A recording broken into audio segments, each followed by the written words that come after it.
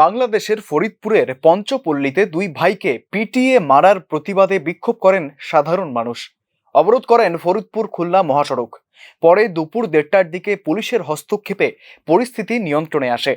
জানা গেছে, পঞ্চপল্লীতে দুই ভাইকে পিটিয়ে হত্যা ও মন্দিরে অগ্নিসংযোগের ঘটনা ভিন্ন খাতে প্রবাহিত করার প্রতিবাদে মধুখালী রেলগেটে মানববন্ধনের ডাক দেওয়া হয়।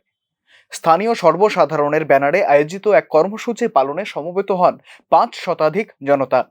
এই মানববন্ধন কর্মসূচি পালন শেষে বিক্ষোভকারীরা প্রতিবাদ মিছিল বের করেন। এই ঘটনায় এলাকার হিন্দু পরিবারগুলির মধ্যেও চরম আতঙ্ক বিরাজ করছে।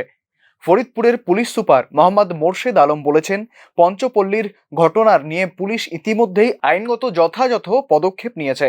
তারপরও একটি মহলে ঘটনাকে পুঁজি করে বিভিন্ন মাত্রা দিয়ে ফায়দা হাসিলের উদ্দেশ্যে বিক্ষোভ করে কমপক্ষে 5 ঘন্টা ঢাকা খুলনা মহাসড়ক অবরোধ করে রাখে। 4 জন শ্রমিক আক্রমণ করা হয়।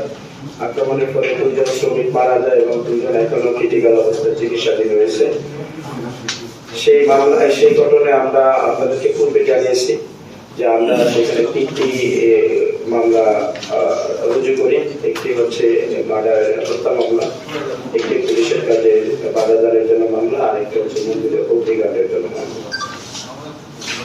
আমাদের 3 জন দক্ষ পুলিশ কর্মকর্তা এই 3টি মামলার তদন্ত কার্যতেই আমরা, এবং তারা ঘটনার শুরু থেকে শুরু করে এখন পর্যন্ত প্রতিনিয়ত এই মামলা তদন্ত কাজে ব্যস্ত থাকে।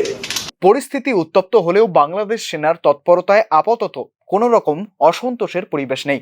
ঢাকা থেকে মনির হোসেনের রিপোর্ট, নিউজ নাও।